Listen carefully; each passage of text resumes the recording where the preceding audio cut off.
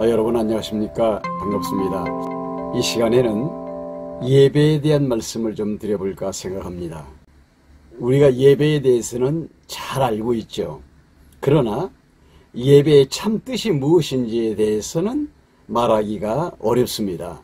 그 예배의 본질을 이야기하지 않는다면 예배가 무엇이라고 단적으로 이야기하기는 어렵습니다. 그래서 예배에 대한 말씀을 드리면서 과연 예배라는 말을 써야 되는가? 지금 우리가 흔히 교회에서 11시나 혹은 시간을 정해놓고 드리는 그런 시간 예배를 그걸 예배라고 말할 수 있느냐 하는 거죠. 그 부분에 대해서 좀 더 심도 있게 좀 말씀을 드려보려고 생각을 합니다. 예배라고 하는 것은 하나님을 경외하는 인간의 행위라고 볼 수가 있습니다.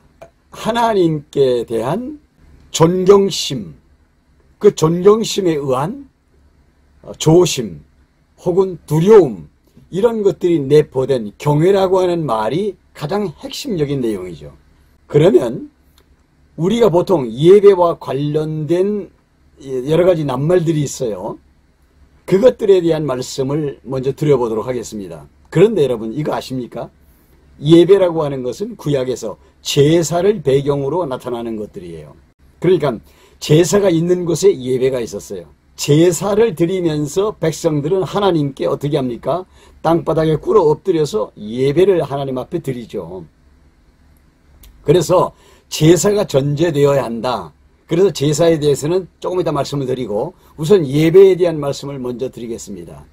제사가 있으니까 예배가 있죠.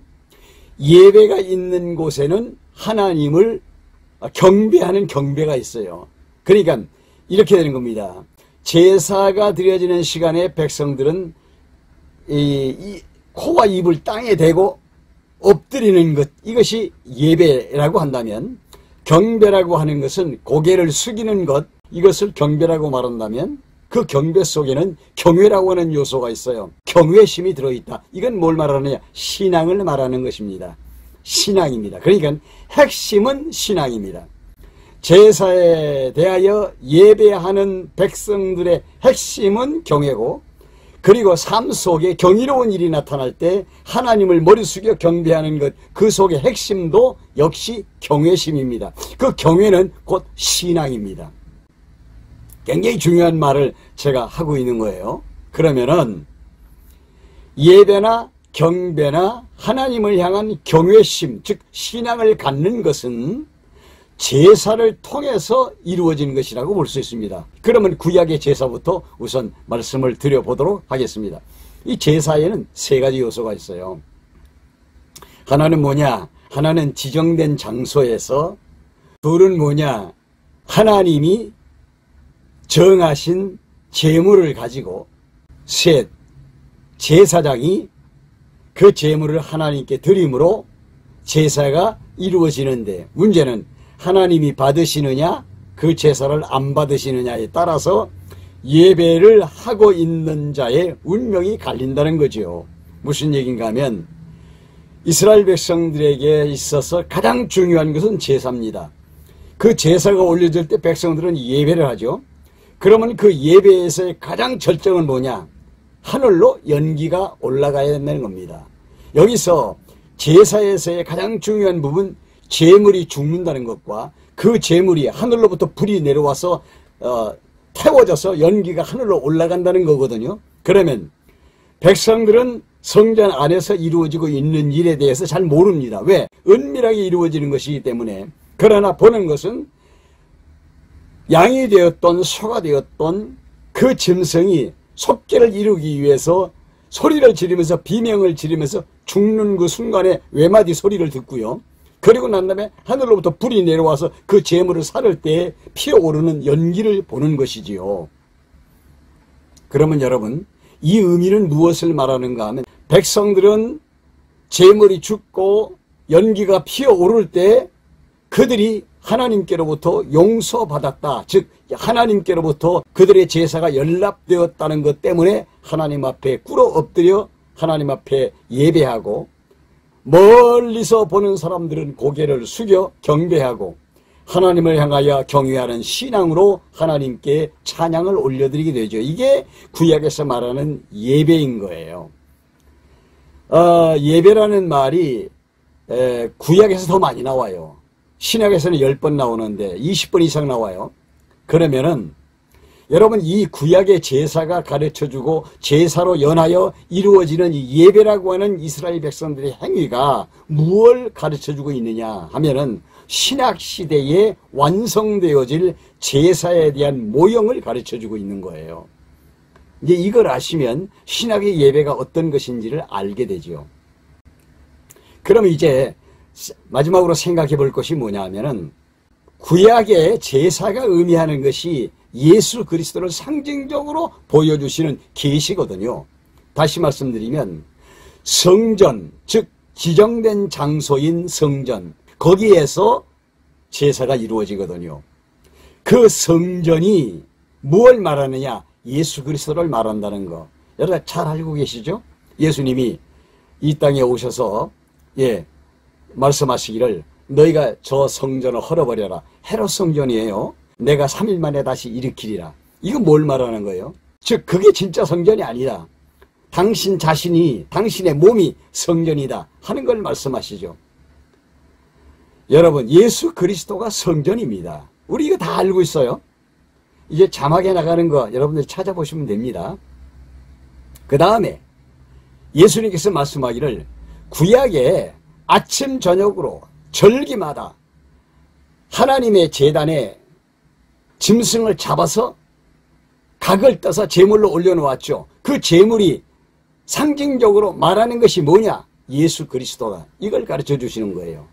예수 그리스도는요, 이 땅에 하나님이 성전 제사를 완성하라고 보내신 제물입니다. 세례 요한이 예수님을 보고 이렇게 말하죠. 보라, 세상 죄를 지고 가는 하나님의 어린 양이라. 하나님이 이 땅에 당신의 택한 백성들의 죄를 해결하기 위해서 보내신 제물입니다. 하나님이 지정하신 제물입니다. 그 다음에 예수 그리스도는 대제사장입니다. 제사의 3대 요소가 지정된 장소에서 제물을 가지고 그 제물을 하나님 앞에 드릴 제사장이 있어야 되죠.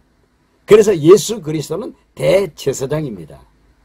그래서 성경은 우리에게 뭘 말하는가 하면 예수 그리스도는 성전이요, 예수 그리스도는 제물이요, 예수 그리스도는 대제사장이다. 이거 말하고 있거든요. 자막에 뜬 성경을 찾아서 한번 확인해 보시기 바랍니다. 확실합니다. 예수 그리스도가 이 땅에 오시는 것으로 성전이 해결됐고요. 십자가에 죽으시는 것으로 제물이 완성되었고요. 그리고 그가 부활하심으로 모든 하나님의 백성들의 구주가 되신 겁니다. 그래서 구약의 제사는 예수 그리스도가 이 땅에 오셔서 완성된 거예요. 끝이 난 거예요. 단번에 주님이 당신의 몸을 십자가에 내어줌으로 구약의 제사를 완성시켰어요. 이제 더 이상의 짐승을 잡아 제단에 드리는 구약적인 제사는 없습니다. 네, 완성된 거예요. 그리고 예수님은 대제사장이 되셔서 영원한 하나님의 나라 지성소에 들어가셨어요. 그러면 구약시대의 예배가 신약에 와서 어떤 형태로 변했느냐, 이게 중요한 거거든요. 시간을 정해놓고 이것이 예배다라고 할 수가 없고, 어떤 형식을 정해놓고 이것이 예배야 라고도 할 수 없고, 아무리 거룩한 순서를 만들어 놓고 예배를 진행해도 이것이 예배야 라고 말할 수가 없다는 것입니다. 왜? 예배는 초월적이에요. 장소 초월했어요. 그리스도 안에서. 제물 초월했어요. 예수 그리스도로. 그리고 제사장, 이제는 아론의 계열을 따라서 제사장을 세울 필요가 없어요. 왜? 예수 그리스도가 대제사장이시기 때문이죠. 여러분, 제사 완성됐습니다. 그래서 이 땅에서는 이것이 제사다. 그래서 그것을 놓고 우리가 예배를 드린다. 이거 사라졌고, 이 땅에서 우리가 어떤 형식을 가지고 이것이 예배다라고 말하는 것도 어려워졌다는 얘기죠. 그럼 뭡니까? 구약시대의 이스라엘 백성들이 짐승이 죽는 외마디 소리를 듣고, 그리고 그 짐승이 제단에 올려져서 불에 태워져서 하늘로 연기가 올라가는 그걸 보고 그 백성들이 하나님 앞에 경외하는 심령으로 땅바닥에 엎드렸다고 했죠. 이것이 구약의 제사라고 그랬죠. 지금은 어떻습니까? 우리 위하여 2000년 전에 오셔서 십자가에 못 박혀 죽으시고 그리고 부활하신 예수 그리스도, 그분이 바로 승천하셨죠. 지금 신약시대의 성도들은요, 십자가에 못 박혀 죽으시고 부활하시고 승천하신 예수 그리스도를 바라보고 경외하는 심령으로 살아갑니다. 이것 자체가 예배인 거예요. 뭘 만들어 놓고 뭘 정해 놓고 순서를 짜 놓고 이게 예배가 아니라는 거예요. 물론 넓은 의미에서는 예배라고 할 수가 있지만, 예를 하나 들어서 말씀드려 볼까요? 자동차가 완성되기 전에 사람들은 모형 자동차를 만들어 놓습니다. 그래, 모형 자동차가 만들어지고 우리는 앞으로 이런 자동차를 만들 거야 라고 만들어 놓고 연구에 연구를 거듭하면서 몇 년 있다가 그와 똑같은 자동차를 만들어 놓습니다. 그러면 차를 세워놓고 이건 모형 자동차, 이거는 진짜 자동차, 모양이 똑같습니다. 안에 들어가서 봐도 구조도 똑같습니다. 그러나 진짜 자동차는 움직일 수 있는 자동차고 모형 자동차는 모양만 그렇지, 그림자와 같은 것이고 모형적인 것이죠. 그걸 자동차라고 말하지 않습니다. 이와 같이 신약시대의 예배라는 것은 십자가에 못 박혀 죽으시고 부활하시고 승천하신 그 예수, 성경은 이렇게 얘기하죠. 믿음의 주요 또 온전케 하시는 이 예수를 바라보자. 예수 그리스도를 경외하는 심령으로 바라보는 것, 그 자체가 뭡니까? 예배입니다. 그러니까 24시간이 예배고요. 그리스도인들에게 365일이 예배예요. 예수 그리스도를 경외하는 심령으로 예수 그리스도를 바라보고 살아간다면 그 자체가 예배인 것이죠. 그 예배를 무슨 우리 보통 교회에서 11시 예배드리죠. 그게 예배다. 그거 끝나면 예배 끝났다. 그렇지 않습니다. 그리고요, 예배를 할 수 있는 자를 가리켜서 경건한 자라고 그래요. 여호와 하나님을 경외하는 자, 하나님을 최고의 존엄으로 알고 범사에 그분 앞에 십자가에 못 박혀 죽으시고 부활하신 예수 그리스도를 통해서 안 하나님에 대하여 경외심, 즉 신앙을 가지고 있는 자, 그런 사람을 성경은 가리켜서 뭐라고 그러냐? 경건한 자라고 그래요. 사도행전 10장에 보면은 고넬료라는 사람이 나오죠. 고넬료가 경건한 자예요. 왜? 여호와를 경외하는 자, 두려움으로 여호와를 경외하는 자이기 때문에 경건한 자라고 그러거든요. 그러면은 교회의 모임, 그 모임에서 보통 우리가 예배드린다 하는 그 예배의 그 모임은 뭐라고 그러냐? 경건회라고 하는 게 맞죠. 그래서 지금 제가 말씀드리는 결론은 뭐냐면, 보통 교회에서 시간 예배를 드린다고 하죠. 그 시간 예배는 예배라고 하지 말고 경건회가 맞다, 이렇게 말씀을 드리는 거예요. 그럼 예배는 뭐냐? 신령한 예배, 영적인 예배, 사한 예배, 영원한 예배, 그 안에 성도들은 같이 있는 거거든요. 그 예배, 이거는 생활 속의 예배다. 바울사도는 로마서 12장에 이런 말씀을 하세요. 너희 몸으로 하나님 앞에 하나님이 받으시는 거룩한 산 제물로 몸을 드리고 영적인 예배를 드려라. 그러면 여러분들, 우리의 삶 자체가 이게 영적인 예배인 거예요. 그러니까 조그마한 시간 예배를 예배라고 하지 말고 이건 경건회라고 얘기를 하고 우리의 삶 자체를 예배라고 하는 것이 맞다. 제가 이 말씀을 드리는 거죠. 장난감 자동차, 모형적 자동차를 보고 이게 자동차야 라고 하고 말할 수도 있지만, 그러나 부릉부릉부릉 하면서 움직이는 자동차, 이게 자동차야 라고 말하는 것이 더 맞는 거 아니겠느냐, 그런 말씀을 드리는 거죠. 보편적으로 한국교회가, 세계교회가 다 예배를 말하고 있지만, 그러나 예배의 참 의미는 영원한 예배, 신령한 예배, 영적인 예배, 산 예배, 이거는 생활의 예배, 전생의 예배, 즉 우리를 위해 십자가에 못 박혀 죽으시고 부활하시고 승천하신 그분을 경외하는 마음으로 바라보는 것, 그 자체가 예배. 자, 여러분 이해가 되셨습니까? 예배 안 드리면 큰일 난다. 그래서 예배 생활이 굉장히 강조되고 있지만 사실은 그건 예배라기보다는 경건입니다. 그리고 교회의 집회지요. 네. 그 교회의 집회가 그러면 소용이 없다, 그런 얘기는 절대로 아닙니다. 지상에 사는 성도들의 행복은 교회 생활에서 이루어지기 때문에 교회의 집합은 거기서 성도들 간의 교제가 이루어지죠. 월십 서비스 거기서 이루어진다는 겁니다. 중요합니다.